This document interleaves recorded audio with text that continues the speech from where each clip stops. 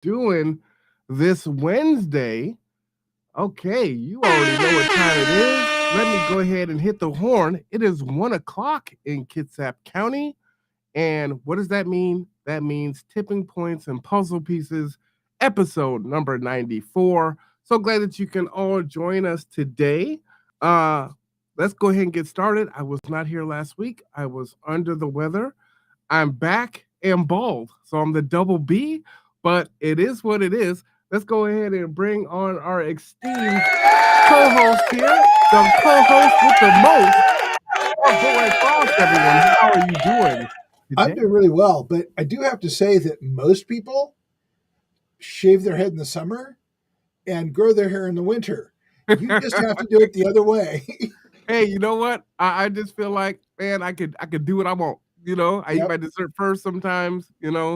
I'm slowing down on coffee now and switching to tea. I just do all kinds of different things whenever I feel like it. Yeah, there you go. And that's the way it should be. Yeah, how are you doing?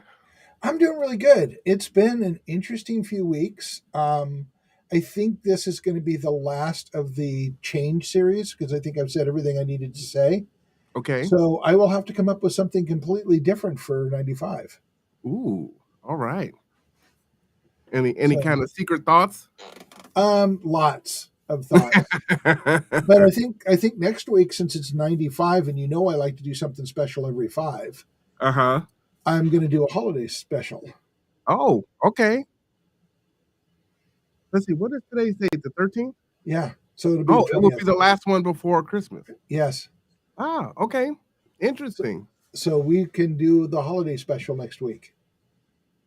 I look forward to it. Then I'll have to remember to wear my tie. I'll wear a Santa hat or something. I don't know. I'll figure something out. Well, go ahead. Let's get into today. Okay, so as I said, I mentioned to you before we started that I like to keep whatever we talk about focused on what the presentation is and what the topic is. However, that said, with all of the change stuff we've done the last few weeks, I saw a teaser from the Los Angeles Times about B Corps and Los Angeles Times being behind a paywall. And I really don't feel like paying them, whatever the subscription rate is to get one story. And I don't think, here's something I wish papers would think about. Why don't you just make it so that if somebody wants to copy a story, read and copy a story that you have to advertise and uplift you, might have like a special $1 rate for that. But no. That is actually a great idea. So yeah, it's like, get the one and there you are. So I had to go find an article about this from somewhere else. And I found one from Financial Times. Not usually one of my favorite sources, but they are really good at what they do. And this is a good one. So Marwan, if you bring that up, we'll talk about a little bit about it because it is so much part of the series we've been going through. All right. So several years ago, really quick here. Yeah, go for it. Well, so a few years ago, we had the Bainbridge Institute that did sustainability. And I have always had issues with the whole idea of teaching the triple bottom line and everything. And the people I've talked to from the Institute, and I love many of you that I know, but you really don't have an idea about how things go together. So talking about the triple bottom line without understanding the bigger picture which is a failure of the university, is a problem. One of the things that happened shortly after that is the whole B Corp thing. And, it's kind of like saying corporations, it's unregulated, unmanaged, and you just have to fill out paperwork to get it. Does this sound familiar? It's kind of like everything in our virtual society. Mm-hmm. And so this article is about Nescorp, which is, or Nespresso, which is a subsidiary of Nestle Corporation, which is the one who's sucking water out of the middle of California when they already don't have water, to sell to you in bottles, whose CEO believes that water is not a human right, but is something the corporation should be making money on and selling to you. And they are a B Corp. Good afternoon, Rob. So they are a B Corp. And there's another company that's out of Scotland that does coffee. And they said, we just finished the paperwork and became a B Corp. And now we don't think that there's any reason for us to be a B Corp because this is such a bunch of BS. Wow. And, first of all, let's talk about Nespresso and their pods. They're working on a biodegradable pod, but they're still a pod coffee company, which creates an enormous amount of waste. So, I mean, just on that alone, I'd like, yeah, okay. But the whole B Corp thing is like the conversation about the Supreme Court. They're self-managing and they manage their own ethics, and therefore, it's worth exactly the paper the document certificate is on. It's a way we co-opt ideas and movements. And we say, oh, well, yeah, there are B Corps out there. They're going to save us. They're not going to save us. They're going to make more money for themselves. It's another part of the shell game.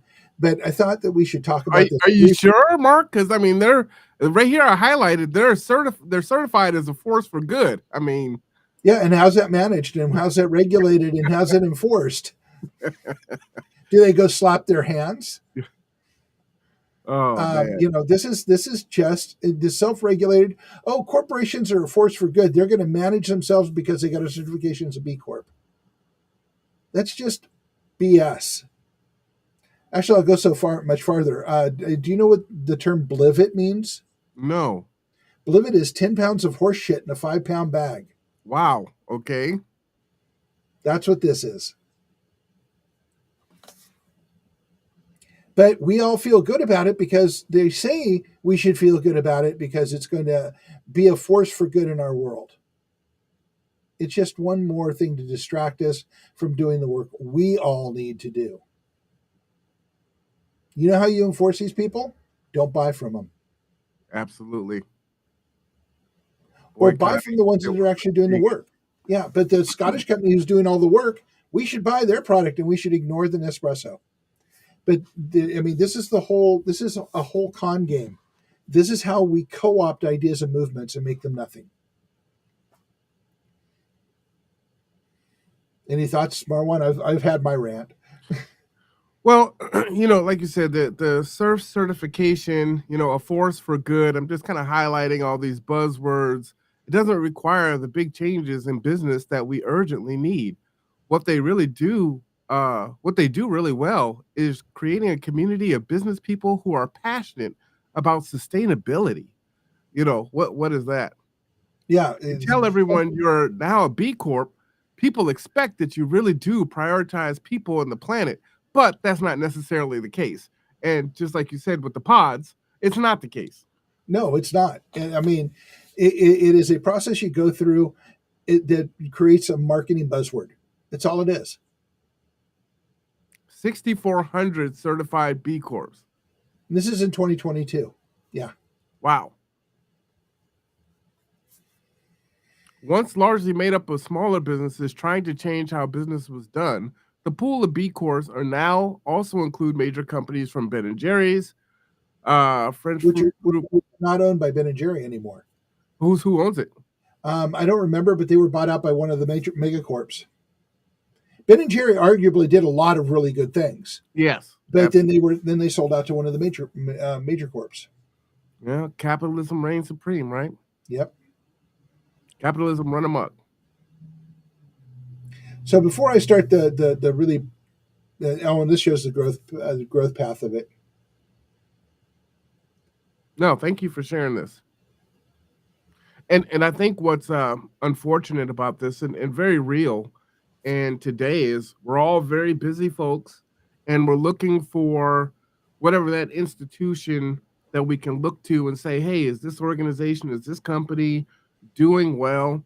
And we want to trust that. So if we see it, oh, hey, you're B Corp. And then we say, oh, job well done. Look, we're supporting, we're doing the work.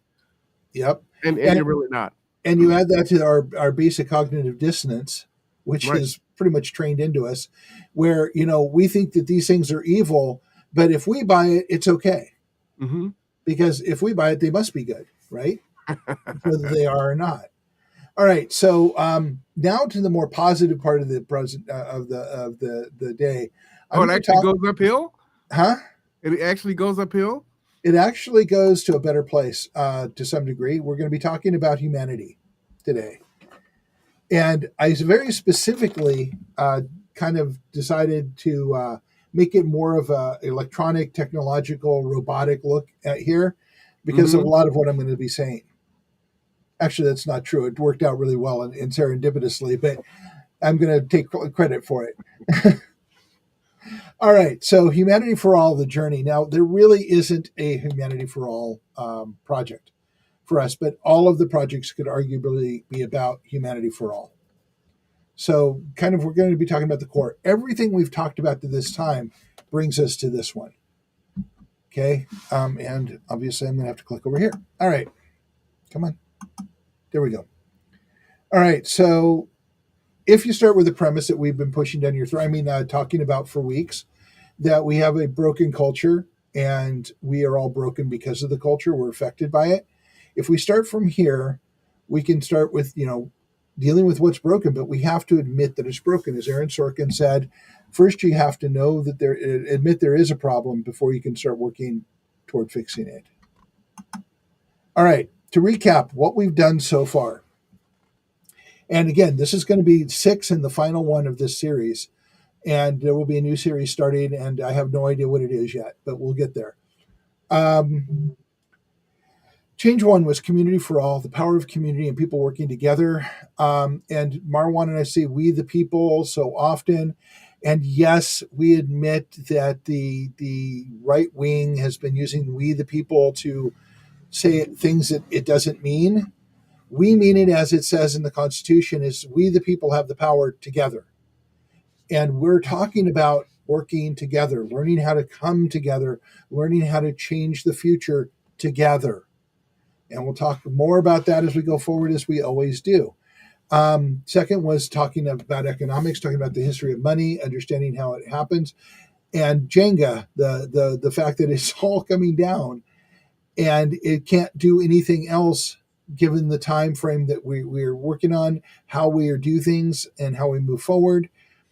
And that was a kind of an awakening moment to let people know that this is not the way we need to go. Also, again, I'm going to say this: democracy and capitalism are not joined at the hip. We can have a democracy and any form of economic engine we want to have. If capitalism isn't working for us, it is up to us, we the people, to move to something different. Not flip a switch, but transition. And we have to determine that it isn't working for us, admit it's not working for us, and begin working on a solution. All right. Third program was transitions, talking about how we get from here to where we need to go. The fourth one was talking about the defense systems of the culture, the tricks and traps. Again, co-opting was a big part of it. So what we just talked about with the B Corps, brilliant example of the whole tricks and traps piece. Our toxic culture playbook, I kind of hit between the eyes. Terry said I was probably more passionate about that one than other ones that have been there. But you have to understand it's a playbook. It is not some evil mastermind. I mean, we can all point at the Bezoses, the Musks, and the billionaires of the planet and call them evil, but they're more broken than they are evil. They are all part of this playbook that are running, and we have to start reprogramming that playbook, and we have to do it now. So let's talk about our humanity. All right. I wanted to do animations, which is why I'm doing it this way, Marlon. No worries. So choices. We have some choices, and we've made some choices in the past. So let's talk about those. So, unfortunately, this picture is not big, but you've seen it before. We talked about it in the economic piece. We discovered agriculture in what is now Syria. And I want to do a little sidestep here for a moment. Syrian civil war, which has basically destroyed the country, started because farmers ran out of water. And when they ran out of water, they went to the government. The government said, not our problem. Figure out how to grow food. And that started the civil war that is ongoing in Syria. So where the Fertile Crescent was, where the agriculture started truly for humanity, is in the middle of destroying its own country through a civil war because they can't grow food because they have no water. There's an irony there that's pretty thick. Mm-hmm. But we learned how to do agriculture. We learned how to lock up food for our own safety, for our own security, for our own growth. And we became the Borg and assimilated people. And we stepped onto a different path than we were on in our path to humanity. And so, oh, you're changing things. Okay. So here we are now. Can you make it larger, Marwan? That I've got a comment display thing here. Is everyone else seeing the? Yeah, I'm trying to move it all. Okay. Okay. So in the present, we are bound into this, and what we have been using to discuss this with you is we call it a cultural artificial intelligence. The playbook is running and running and running. It has been learning better defense techniques. It has been very successful in co-opting and changing the way we do things to be less human, but more virtually human. Until we hit the information age, then it accelerated like it was a dragster. And we're at a point now where if we don't change things pretty quick, bad things are really going to start happening. So the other side of what we have today is we have an enormous mountains of waste, which represent the resources we have been using to make things for people that have become more and more and more disposable. We have one planet, folks. We have fixed resources. We need to stop using resources like they will forever be there for us to use. This is all short-term profit and going back, yes, capitalism that makes some people rich, a lot of people poor, and mountains of trash. So this is where we're at. So we have choices, the next choices. We have, the futures, and we can choose to do what we continually do, to follow our path of insanity. And, the active predictions are saying anywhere between 60 and 200 years, humanity will end because the planet will no longer support us. Harsh, huh? It is. Or, or we choose not to go with the artificial AI or the cultural AI, and we create a new future that supports humanity. Now, I chose this picture, and you'll see it a couple more times in here, so I'll talk about it in a few minutes. But it basically isn't, this particular picture isn't so far from what we already have. It's just thinking things through things in a lot more holistic manner. Okay, so the choice, here you are. Humanity. We choose humanity. We come together, we embrace diversity. We find commonality. We set priorities. We're working together. We wash and repeat as often as necessary until we get a place moving forward.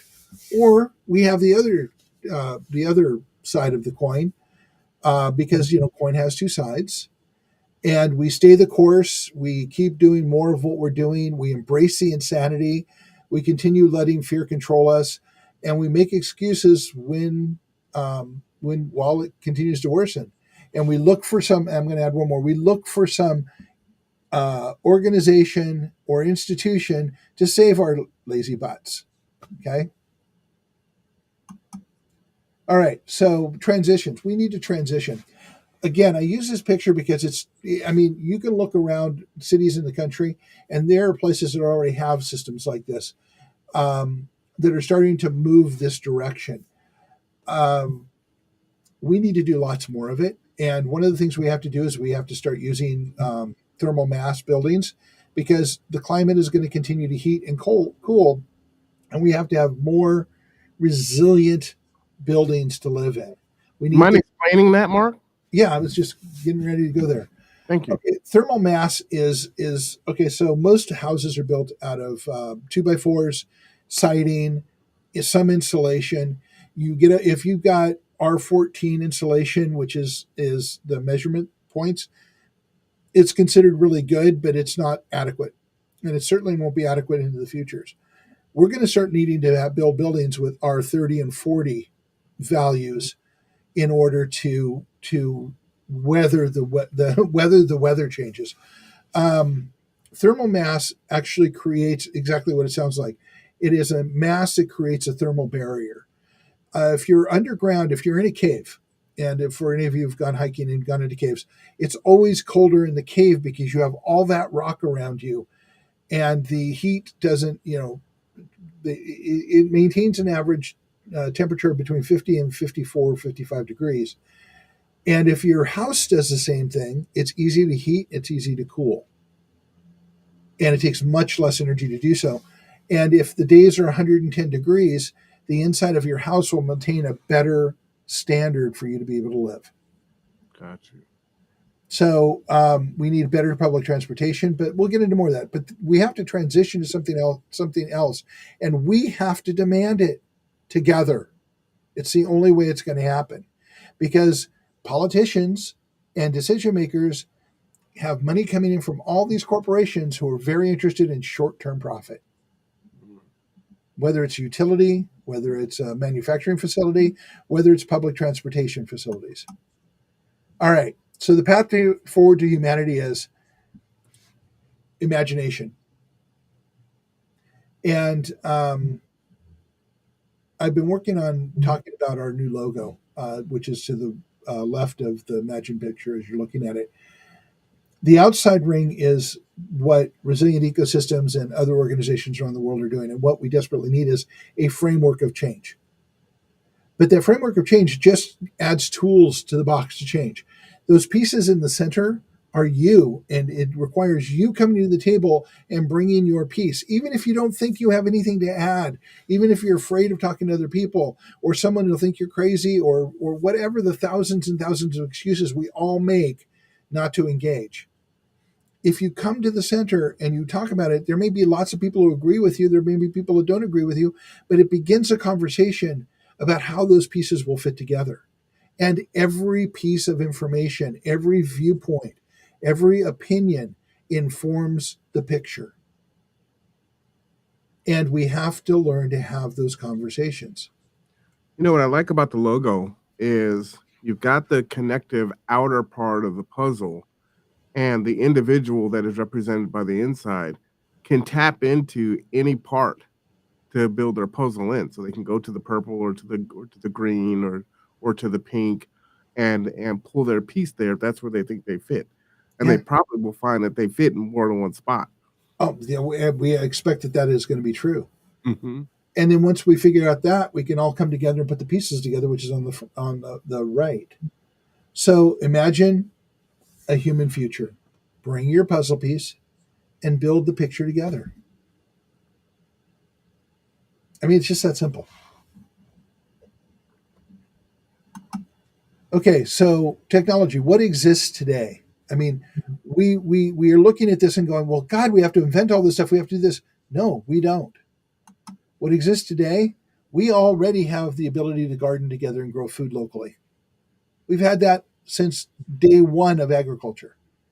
And we can bring people together in neighborhoods and start creating food security by growing locally.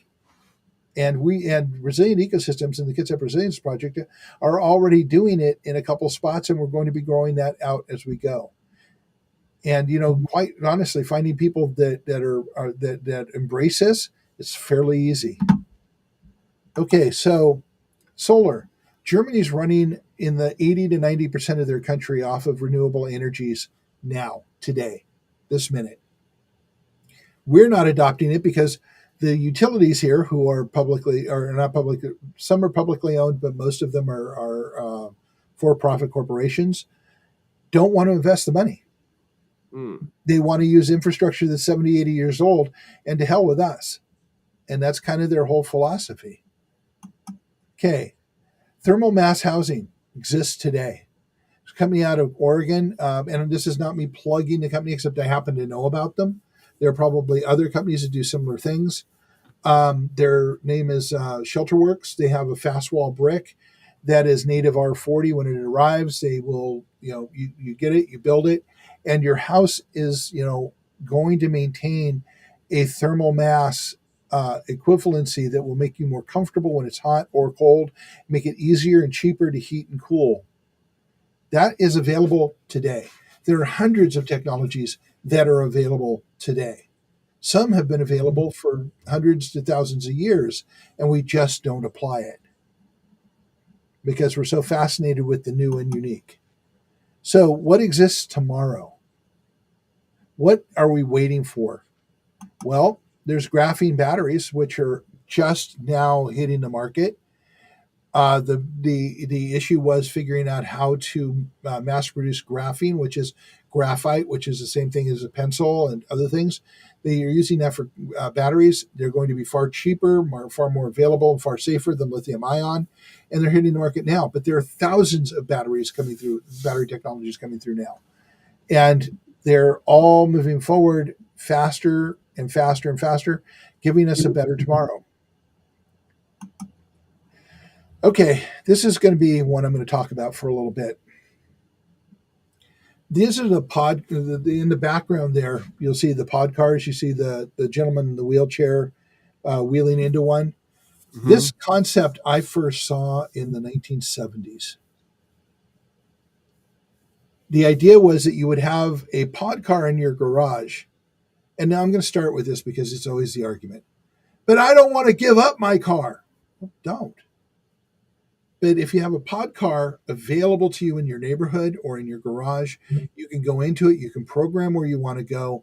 It will take you, it will join up with a whole bunch of pod cars, and it will drop you off where you need to be. It'll be there when you get back to put groceries in, take you where you need to be. And you don't have to fight traffic. It mitigates traffic. And this has been around since the 1970s. The technology to do drive-by-wire has been available since the 1980s. But the motor company, Ford Motor Company, GM, all of those motor companies didn't want pod cars because they couldn't continue to sell new upgraded cars to you all the time. So it basically got killed in it. Now Google's trying to revive it with the driverless taxi and all of that are using GPS. And I will tell you, this is not Resilient Ecosystem. This is not Marwan or the Conduit. This is my personal opinion. I'm not entirely certain about a technology that has a plus or minus of 2 meters while driving a car. You know, the air value to that, for me, makes me really kind of nervous. But a drive-by-wire, we could drop wires in the road today, right now, and have this up and running in our system in a year. Manufacturers are already working on this stuff. And we don't have to have it linked to the sky and based on internet. It can be hardwired into the road. And the computer's technology is available to have us plug into it. And it would basically be mass transit on steroids. And it has all the benefits of having your own car, that you ride with the people you know, ride with a group of people if you want. It has its own lane. It will have its own lanes that they connect together and meet and go and drop off.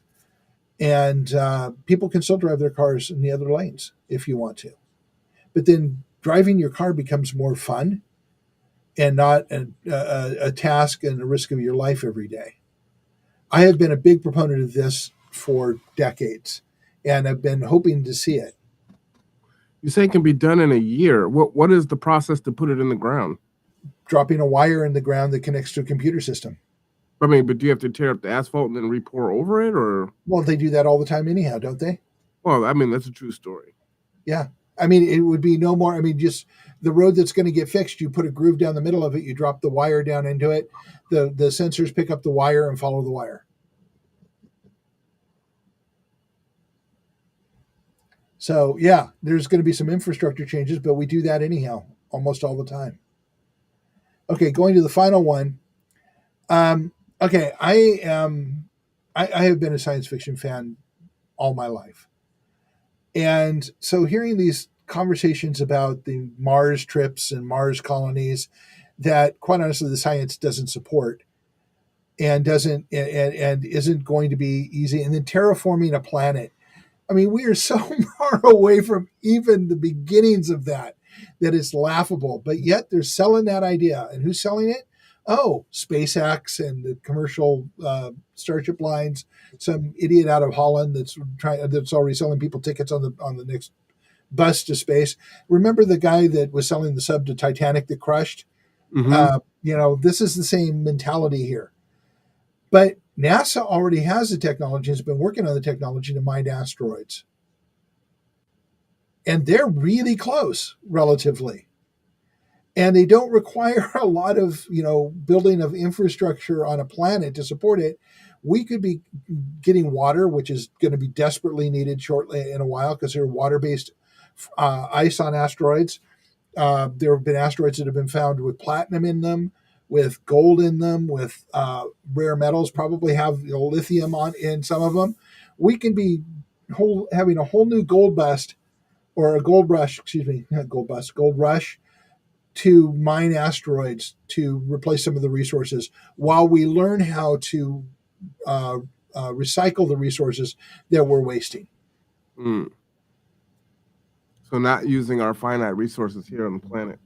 Right, and reusing the resources in a way we never have because industry isn't going to pay to recycle their own waste.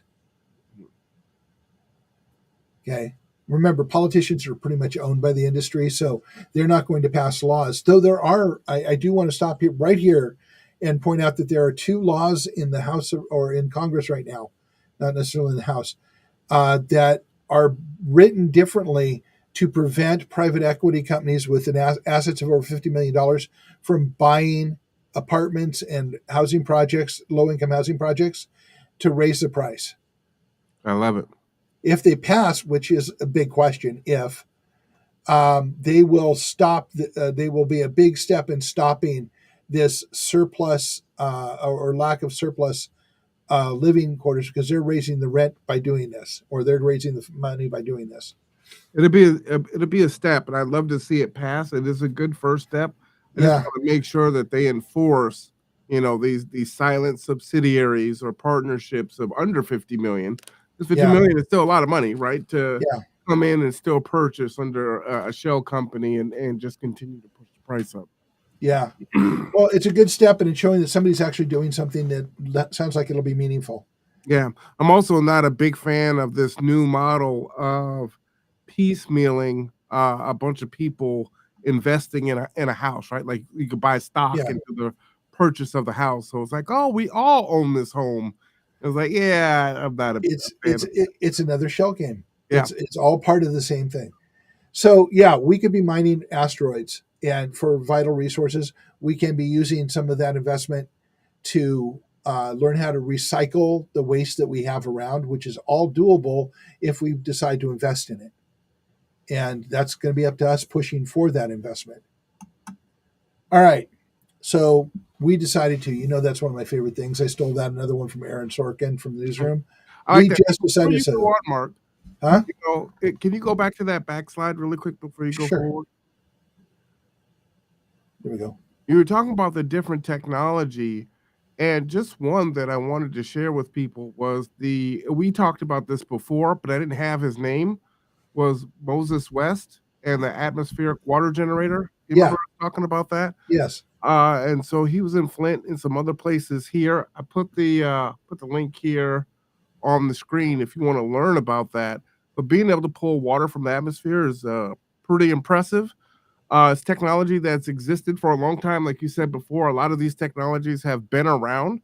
And for whatever reason, well, we know why, folks have just tried to put the kibosh on this and slow roll it or just flat out block it because it's accessible to everyone.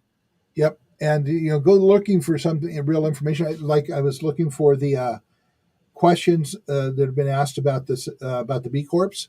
Hmm. And I got pages and pages and pages of people burying it, talking about all of the certification people, the people selling you certification, all of the rest of the stuff. And by the way, if somebody's selling you a certification, yeah, you know that it's a con game. So just to be honest about that. Okay. So the next one is, we as a people decided to come. These are two shameless plugs for us. The one on the left is Cups Cafe and the wonderful people who work there, where we meet on Sunday mornings at 10 a.m. Please come down and join us, and we will talk about what we're doing, and maybe lay out something that will attract you, and you'll want to like jump into it. Join us. And join us. Become part of our cult. We have Kool-Aid. No, we don't. But they have good coffee. And then tipping points and puzzle pieces. If you want to change the future, we have lots of ways we talk about all the time. And you can also come and join us at several of the things that we do to move forward. So as you see, this is a much more positive presentation than the last few. You actually got a pretty negative feedback from someone on Facebook that we both mutually know, and just felt like we're very trying to, I guess, invoke change through fear. Oh, I know who you're talking about. I saw the post as well. And there's a little history there, and that person is not aware of what we're doing now. They're stuck back into the presentations we did on the Cascadia Rising event. Well, in that, and what I'll say is, one, that's what got me on board. That's what got me on board in the first place, was fear. And unfortunately, it's going to take different reasons for different people to come to the table, right? There's a lot of apathy. There's a lot of ignorance, not ignorance and stupidity, but just the not knowing, right? Right. And so there's going to be different reasons why it pulls people in.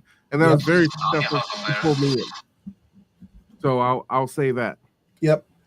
So this next slide is one of my favorite ones. Who's going to pay for this? We are. We're paying for it anyway. Yeah, to say we are. We're either going to pay for it by not being here, or we're going to pay for it by creating human change. Pay or invest. Yeah. Who's going to invest in this? Should actually really be what it is. Yeah, it is. But that's one of the questions I had in the tricks and traps that stopped the conversation. Who's going to pay for this? We are. One way or the other, we're either going to invest in our future or we're going to pay for it by extinction. Yeah. And if that scares the hell out of you, it should. And, here's something I've been thinking about lately is a lot of people in our age group. I had dinner with Terry's kid and their grandchildren yesterday. And one of the girls grew up in a Swedish household, and we celebrated Santa Lucia, which was the celebration of the change of light, the coming up, which is as I celebrate Yule for the same reason. And we had a conversation about the future, and the kids are 19-ish in that range, and they are looking at us as uncaring about the future and unwilling to do anything. And I thought about that last night, and I thought about it again this morning. I was thinking a lot of people think that they aren't going to be here when it gets really bad. So why should they care? And I got to challenge these people to say, what the hell are you thinking? Mm-hmm. You had children. Those children are your responsibility, their future, your grandchildren. That used to matter to us as a people. And now it doesn't seem to. Yeah. And I'm just going to say, how did you get this irresponsible? And God forbid you call yourself a Christian. Because I don't remember, any place in the Bible when I read it that it said, if it's not going to matter to me, it doesn't matter to everybody. That's not what I remember being taught. Well, I'm gonna push back on you there. As a practicing Christian, if we look at the numbers here in the United States, more and more people are either agnostic or atheists. Yeah. So unless you're specifically talking about Christians, I'm going to ask you to stop demonizing Christians. I'm not. I'm saying, how can you call yourself a Christian if you're not following Christianity? But again, you're picking out one religious sect, right? Yeah. So, to talk about the same thing. Muslims, talk about the Jewish community, talk about everybody else. But how about I, any religion that that- does not practice humanity do and that, their children? That's do that, then you're because hypocrites. do that, because week after week, I'm finding offense as you continue just to point at Christians, right? I'm a Well, Christian, so yeah, I'm offended. There's obviously good ones and bad ones in the bunch, but yeah. at some point, it's like, okay, Mark, enough. I'm just saying, practice what you preach. Or again, enough is enough, Okay, right? I'm taking it as a personal attack. It'd be like you coming on here and saying, you know what, but black am I? people, Because you do you need practice to it. do something because you're the reason why the environment is going to hell. So it's So, time for you to make but a change. but it is. But you do practice what you preach every day. I think you get what I'm saying. We're having an Yeah, I intellectual do. argument here. But if you're trying to get people to bring their puzzle piece, if you keep saying, I'm just gonna go ahead and use my language. You fucked up Christians. Get your head out the ass and stop being what's the word I'm looking for? Hypocritical. Thank you. Hypocritical. I'm not bringing my puzzle piece. You know what Yeah. I'm saying? I'm not coming here. Sorry. Okay. And that's why each of us say it in a different way. I'm just saying, just don't pick on one group, and you Okay. pick on that group every week, and I Well, let it go because you've got your own issues with Christianity and whatnot. But at some point, my silence equals complicity, right? and I'm happy you said that. I actually am. Um, and what I say is to explain it to everybody. What I say is because of where the media goes with it so often. Well, and why are we looking at the media, right? So now it's okay for you to quote Fox and MSNBC. Well, that's not the only media talking about us being a Christian country, but yeah, and I mean, but you get what I mean. I You've am, got your and to what say is the it, same thing. CBN, Yeah, the Christian Network, and the far right. I don't even want to demonize evangelicals because I know some really awesome so do evangelicals. I. So do I. So even that's not fair. But we just No, we it, just it, want to make it's sure that we're not turning but folks off by constantly no, I demonizing. agree. And for I me, absolutely agree with you. my personal belief is I'm going to have to answer for that, right? So if I stay silent in the face of that, and when I'm judged, it's like, well, my son, Mark came on week after week and you said nothing. What does thou say to that? I say I stand guilty.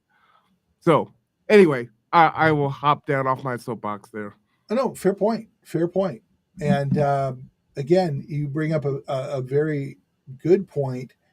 I speak more from, and I've said this before. I am not a Christian, and I speak, but I am trained in many forms of religion. I look at things from the macro, from the media and cultural standpoint, not intending to offend anybody.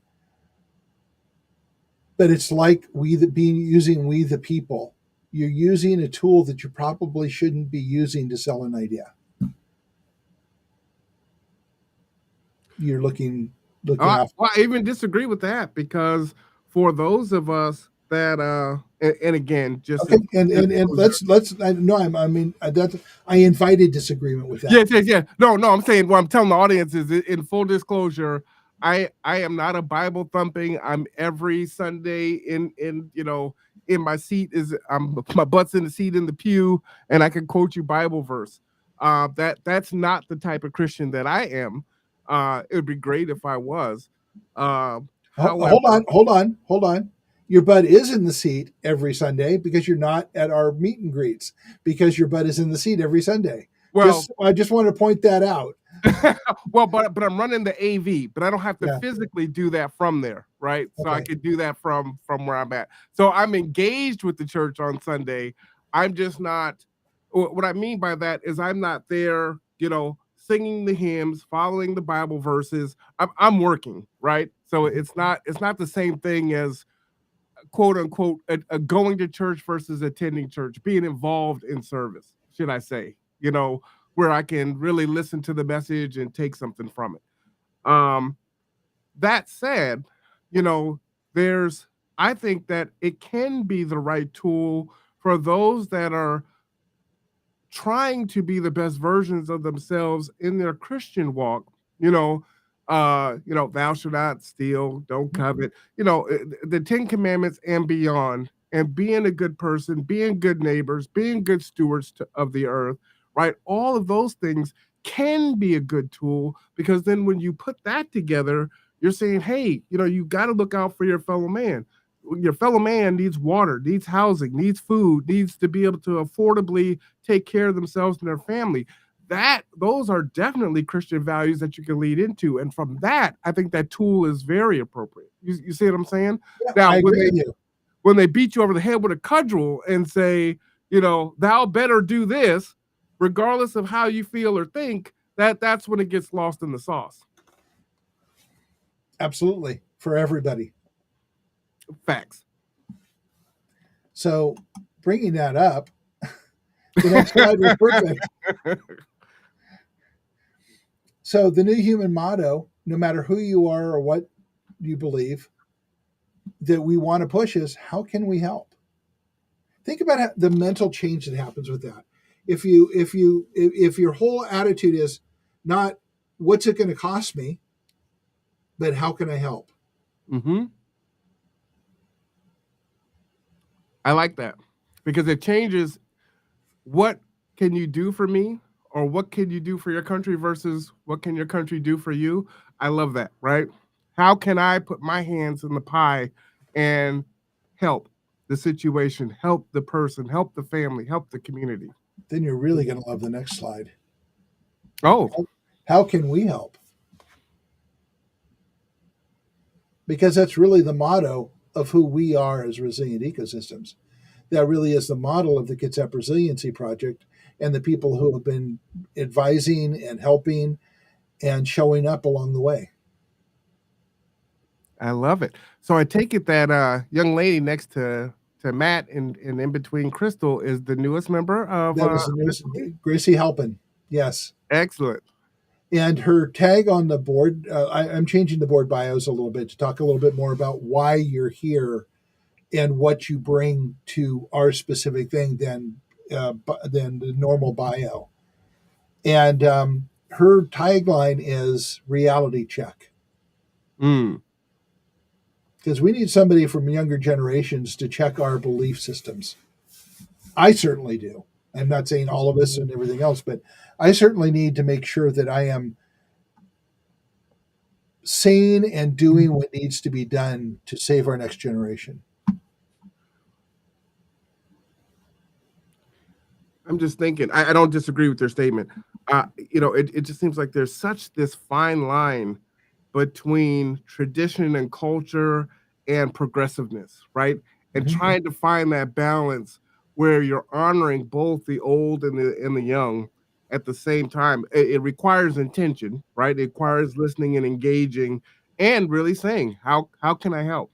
Instead of this is what you should be doing, or, que sera, sera. Yeah. Let's try and lift our humanity up instead of othering and kicking down. Well, I'm glad that she is officially on the board. Yeah. So that's actually this slide presentation. A little bit shorter than the other ones, but I figured we'd have a lot to talk about with this. Yeah, no, absolutely. And again, I appreciate, again, being able to model, being able to listen and hear and be receptive in real time and also in public, right? Everyone can't do that, one, in a forum like this, but even more so in private, right? And that, again, is why I appreciate you bringing your puzzle piece every week and being willing to accept that, right? And have that conversation and that dialogue. And to me, it's one of the most important things on doing this episode every week and having two different puzzle pieces from two different domestications come together and find out how we can fit and work and understand each other's curves and indentations and respect it and move forward together. That sounded a little kinky, but okay, I'll go with that. Hey, I'm not 100% yet, man. I'm working on it. I'll There work was, on my double entendres next week. yeah, I want to say though, for the people who don't know Marwan and I, this is how we are in day-to-day life. We do not do this specifically for the show. We have these conversations, and sometimes heated, sometimes passionate conversations about what we believe in, and we do not, in fact, believe the same things.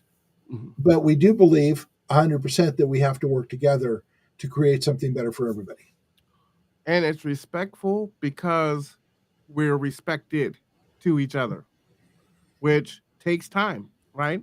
So again, we come on week after week and we talk about this urgency, and it kind of, again, in that response to that Facebook post, right?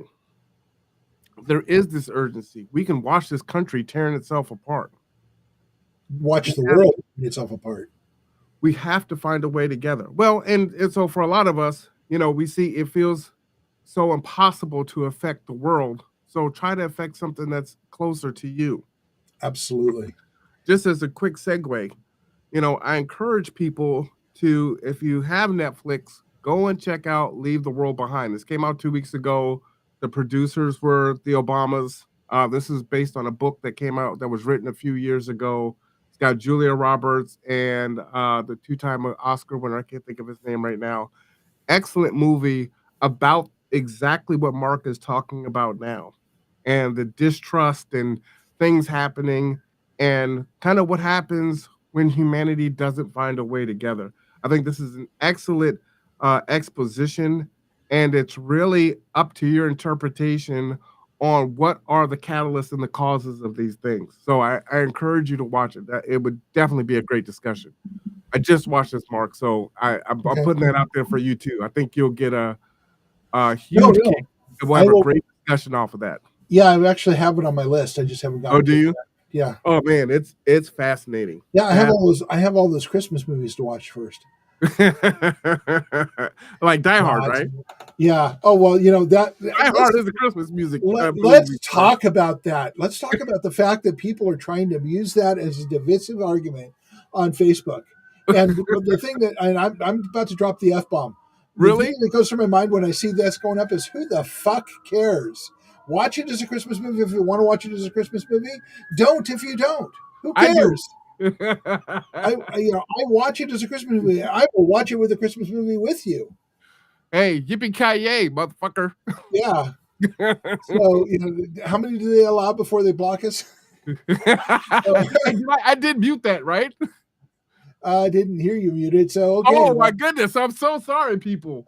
Yeah. Oh, gosh. God, he's just got to be faster in that clicker there. I really didn't blank that out. Nope. Oh gosh. my goodness. This is a children's show. I'm gonna have to edit that out in post. Sorry, everybody. Got a little excited there. All right. So, all I got to say, folks, respect, listen to each other.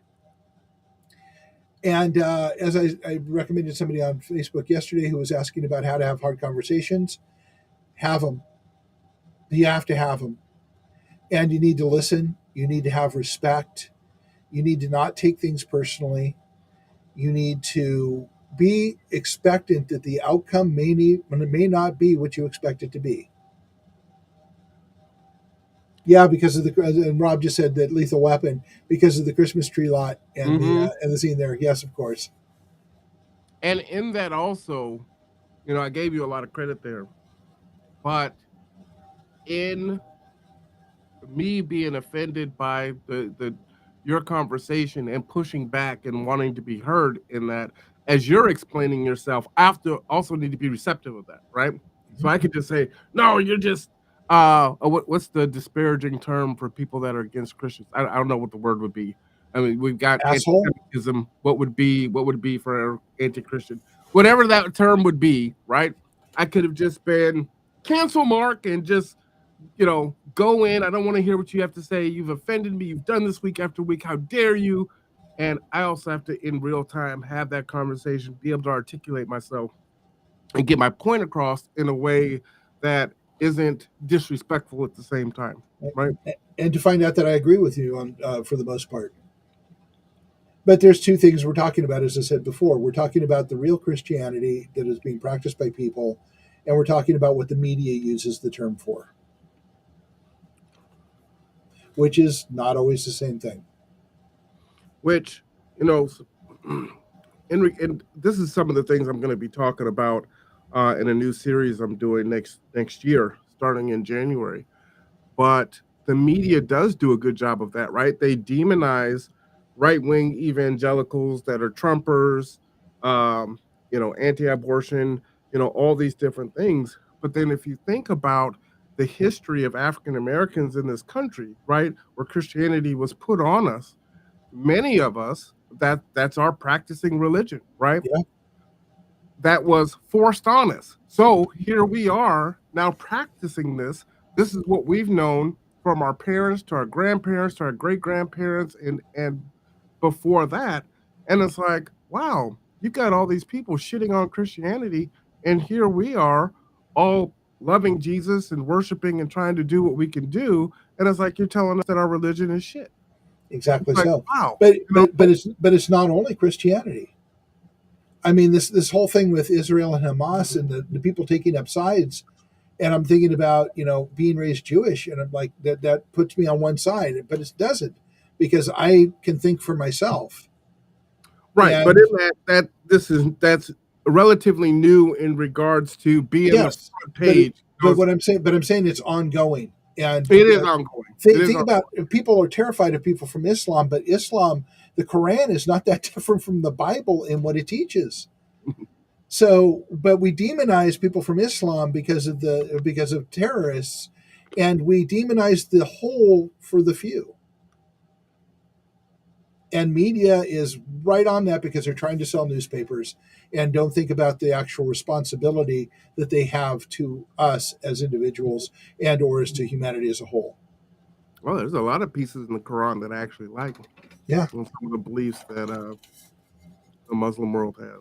And actually, the truth is, and I was religious history study and religious studies and history in college. And a lot of what I read in many different texts were very similar in the teachings, like they all came from the same core. And yet here we are othering each other. And I do apologize to the people who are practicing Christians out there.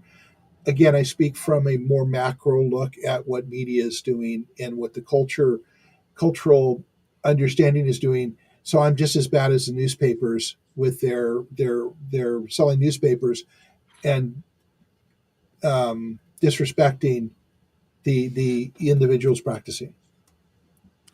You know what's it's not lost on me right now is the fact that today I decided to make my stand on Christianity and I drop all this vulgar language. I don't remember it says no cuss anywhere in there. Oh man, you gotta love it. That Yep. just tickles me. Yeah, no, that was not one of the 10 Commandments. Oh man. Well, I only know one way to be, and that's me. So there you go, people. It's all it can be. And I think I kind of think FFS. yeah, I kind of think that's probably the last word today, Marwan. Oh, that tickles me. I'm sorry. Oh boy, I've been sick for a while, so I haven't been able to laugh either. So got a little touch of the giggles there. So let's try less to be othering and try more to embrace our humanity. Absolutely. It's hard work. It's hard work, but we need to do it. All right. Rob says genius about that. Is that a movie? No, that would be real genius. Ah. Well, I think we got our last word. We're gonna have a holiday special next month. Are we meeting next week? This Saturday? Next week, and we will be at Cups. We will be Cups on Sunday at 10 o'clock in the morning. We will be doing a holiday special next Wednesday for this, which will be the 95th episode. Don't ask me what it's about. I haven't figured that out yet. I will do that in the very near future. And as always, like, subscribe, share it. With the algorithms working the way they work, unless you do that, no one sees this. So make sure that you push it out, because that's the way we get by the limitations of the social media platforms. Very true story. And with that, I want to thank Mark Boatwright Frost. Thank everyone out there watching. Take care of yourself and each other. This is Tipping Points and Puzzle Pieces. This is Marwan Cameron. This is The Conduit. We'll see you tonight, I believe,